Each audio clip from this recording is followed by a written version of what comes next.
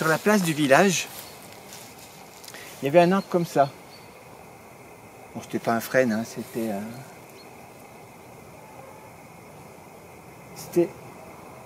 Non, c'était pas un plâne, non, c'était pas un plâne, c'était un cerisier. Juste en face de la bibliothèque.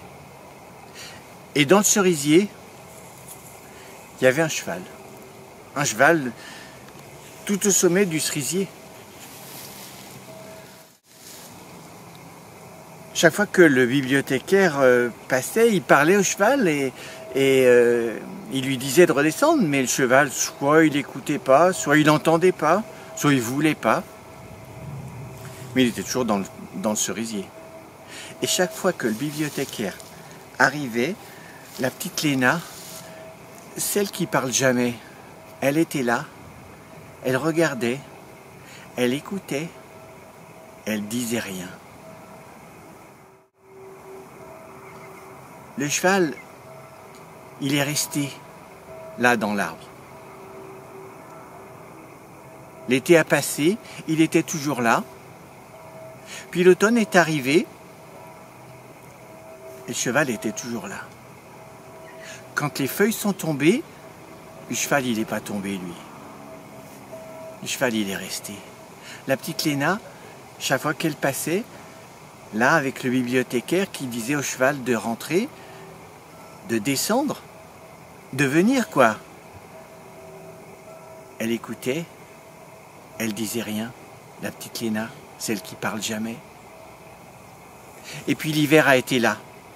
La neige s'est mise à tomber, les flocons se sont mis à tomber. Les flocons sont tombés, mais le cheval, lui, il n'est pas tombé. Il est resté là, dans l'arbre. La petite Léna, elle n'a rien dit. Elle disait jamais rien.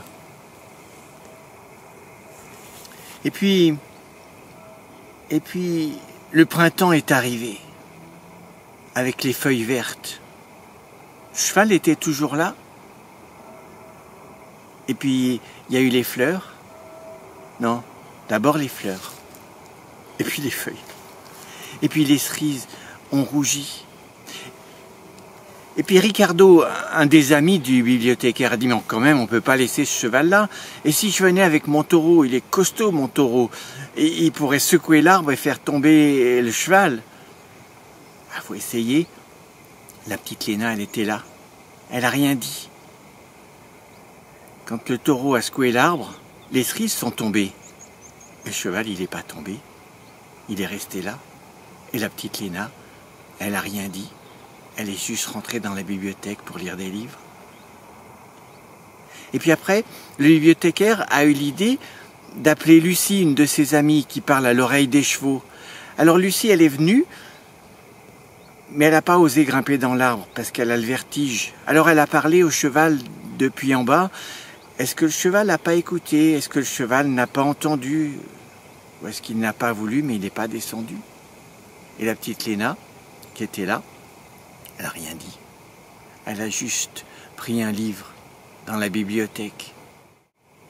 Et puis au début de l'été, la petite Léna, ce qu'elle a fait, c'est qu'elle est rentrée dans la bibliothèque et puis elle est ressortie avec un livre. Elle a grimpé dans l'arbre, elle s'est assise là à côté du cheval et puis elle a lu l'histoire. Et quand elle a eu fini l'histoire, elle a murmuré quelque chose à l'oreille du cheval, sans que personne ne puisse entendre. Elle a fait ça tous les jours, la petite Léna. Tous les jours, elle est rentrée dans la bibliothèque. Tous les jours, elle a emprunté un livre. Tous les jours, elle a grimpé dans l'arbre. Tous les jours, elle a lu une histoire. Et elle a murmuré quelque chose à l'oreille du cheval, sans que personne puisse l'entendre. Et puis, vers la fin de l'été, elle est montée avec un nouveau livre. Et quand elle est redescendue, après avoir murmuré quelque chose à l'oreille du cheval, cette fois-ci, le cheval l'a suivi. Le cheval est descendu. Le bibliothécaire n'en croyait pas ses yeux. Mais, qu'est-ce qui s'est passé? Alors Léna a dit au bibliothécaire, j'ai enfin compris. J'ai enfin compris ce qu'il voulait. Il regardait l'horizon. Il s'appelle Soledad. La seule chose qu'il veut, c'est aller à la mer. C'est voir la mer. Alors je vais l'emmener. Je lui ai promis que j'allais l'emmener parce que moi non plus, j'ai jamais vu la mer. D'un seul coup, le bibliothécaire a dit « Mais tu parles ?» Et là, le cheval s'est tourné vers le bibliothécaire et lui a dit « Oui, chut,